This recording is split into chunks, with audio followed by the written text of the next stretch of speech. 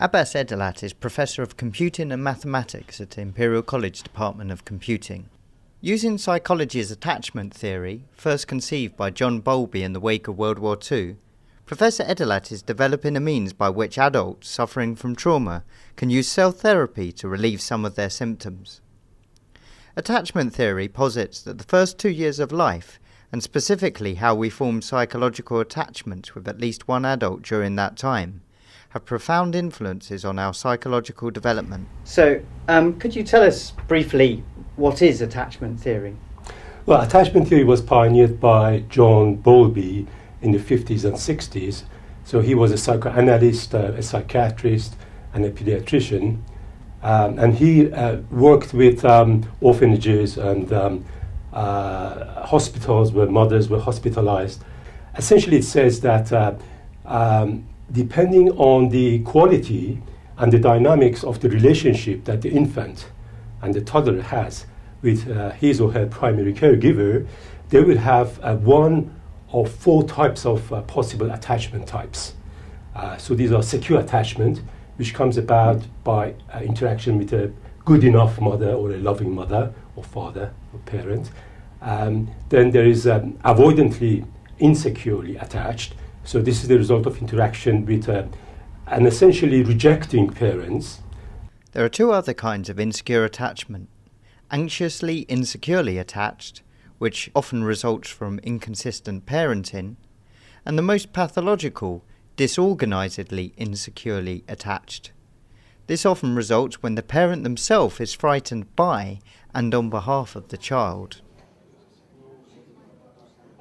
Professor Edalat presented his ideas in a lecture in the Business School of Imperial College, where he talked about the advances made since Bowlby's original attachment theory. It's now known that in early programming, the attachment type that the child has regulates the child's genome and scopes the stable patterns in the child's implicit memory and learning, and these become the basis of the child's outlook and conduct in the social world. Psychotherapy and other things to address this insecure attachment, but you're interested in the idea of self-attachment theory. What's motivated you to consider it important for self-treatment? Well, basically the issue is that even if we take the Western European countries, it is estimated that about 35% of the population suffer from insecure attachment types. If you go to the developing world, for example, if you go to the Middle East where I come from, probably the insecure type of attachment is much more dominant in these societies. Which parts of the Middle East are you from? I'm from Iran, I'm Iranian born. And actually what led me to this research was a re-examination of the Mongol invasions of the Middle East in the 1200s and 1300s, which I did after 9/11 and the catastrophic invasion of Iraq. And I realized that this was sort of the Islamic Holocaust, which took about 200 years and massively traumatized the population. And the legacy of the trauma still lives on. And that's why people here cannot really cooperate effectively together to build civil societies. He also talked about mass psychotherapy in his lecture. If you're convinced yourself that you're dealing with traumatized people, then you can't have psychotherapy in the traditional sense of the word, Western psychotherapy, for millions of people. You need a self-help technique which is easily usable. So I asked more about the new technique. So what we have been doing is to take an individual and through 3 phases try to mimic the way a loving mother interacts with her infant. In natural world, the interaction between the mother and infant is a right brain interaction. We turn this into a left brain interaction within the individual.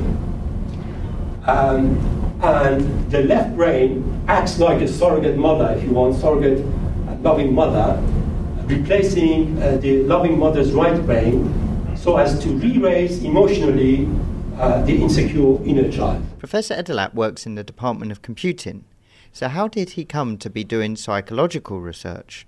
So the aim and methodology of this technique is that we consider the human brain as a biological computer with the brain's neural network as its architecture and the individual as the user and the operating system.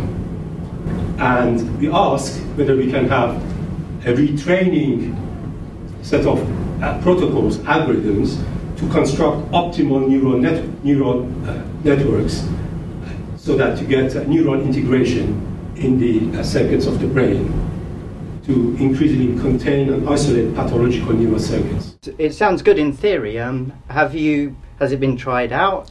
Yes, we have had a handful number of volunteers in the United Kingdom and the United States who have tried this technique in the past 29 months or so. Although the number of people who have tried the new technique has been small, the results so far have been very encouraging.